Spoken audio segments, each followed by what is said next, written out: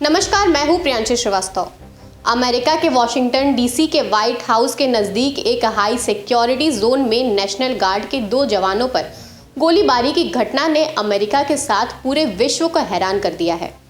2 national guard America के Washington DC में white house के नज़दीक एक हाई सिक्योरिटी जोन में तैनात थे, जहां उन पर गोलीबारी हुई, जिसमें दोनों बुरी तरह घायल हो गए।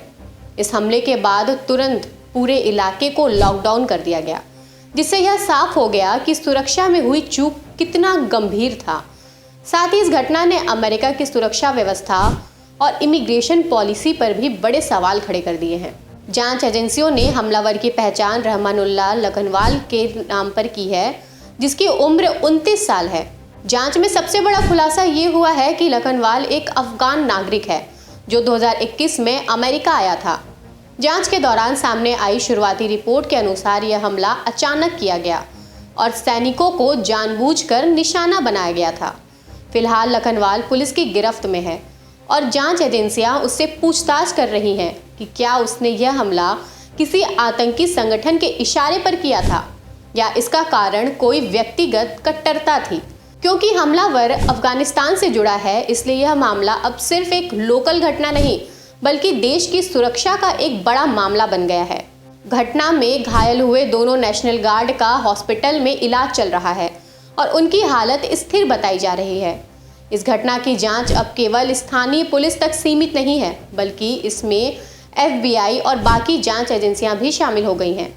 घटना के बाद से ही पूरे वॉशिंगटन डीसी में सुरक्षा बढ़ा दी गई है। व्हाइट हाउस की सुरक्षा के मद्देनजर राष्ट्रपति डोनाल्ड ट्रंप ने शहर में 500 से अतिरिक्त नेशनल गार्ड की तैनाती का आदेश दिया है, जो स्पष्ट करता है कि प्रशासन इस घटना को कितनी गंभीरता से ले रही है। अधिकारी हमलावर के digital footprint, social media, phone record और पिछले गतिविधियों की जांच की जा रही है। साथ ही हमले के असली मकसद का पता लगाया जा रहा है। घटना के बाद डोनाल्ड ट्रंप ने इस घटना पर एक्स पर ट्वीट करते हुए घटना की निंदा की है। डोनाल्ड ट्रंप ने लिखा कि वह जानवर जिसने 2 नेशनल गार्ड्समैन को गोली मारी, जिससे वे दोनों गंभीर रूप से घायल हुए और अब 2 अलग अलग अस्पतालों में भर्ती हैं, वह भी बुरी तरह से घायल है, लेकिन इसके बावजूद वह बहुत बड़ी कीमत चुकाएगा।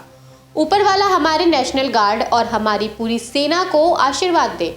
मैं संयुक्त राज्य अमेरिका के राष्ट्रपति के रूप में और राष्ट्रपति कार्यालय से जुड़े हर व्यक्ति के साथ आपके साथ हूँ। इस हमले ने अमेरिका के अफगानिस्तान से जुड़े वीज़ा और इमिग्रेशन नियमों पर तुरंत एक बड़ी बहस शुरू कर दी है और इन नियमों पर रोक लगाने की मांग तेज हो गई है। जैसा कि हमलावर का 2021 में अमेरिका आना उन हजारों अफगान नागरिकों के लिए सुरक्षा की चिंताएं बढ़ा रहा है, जिन्हें तालिबान के अधिग्रहण के बाद अमेरिका ने विशेष छूट के तहत शरण दी थी। विपक्षी दल अब सीधे तौर पर इमिग्रेशन स्क्रीनिंग की आलोचना कर रहे हैं। ऐसे में अमेरिकी राजनीतिक गलियारों में यह मांग तेज हो गई है कि जब तक स्क्रीनिंग प्रक्रिया पूरी तरह से समीक्षा नहीं हो रही, तब तक अफगानिस्तान से आने वाले नागरिकों के इमिग्रेशन पर अस्थायी रोक लगाई जाए। सरकार पर दबाव है कि वह जल्द ही इस संबंध में कोई बड़ा निर्णय लें।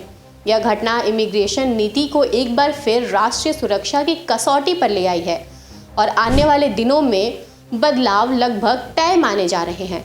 साथ ही इस घटना में सामने आना कि हमलावर 2021 में अमेरिका आया, उस समय अफगान इवैक्यूएशन के दौरान अपनाई गई वीज़ा स्क्रीनिंग प्रोसेस में ढील की ओर इशारा करता है।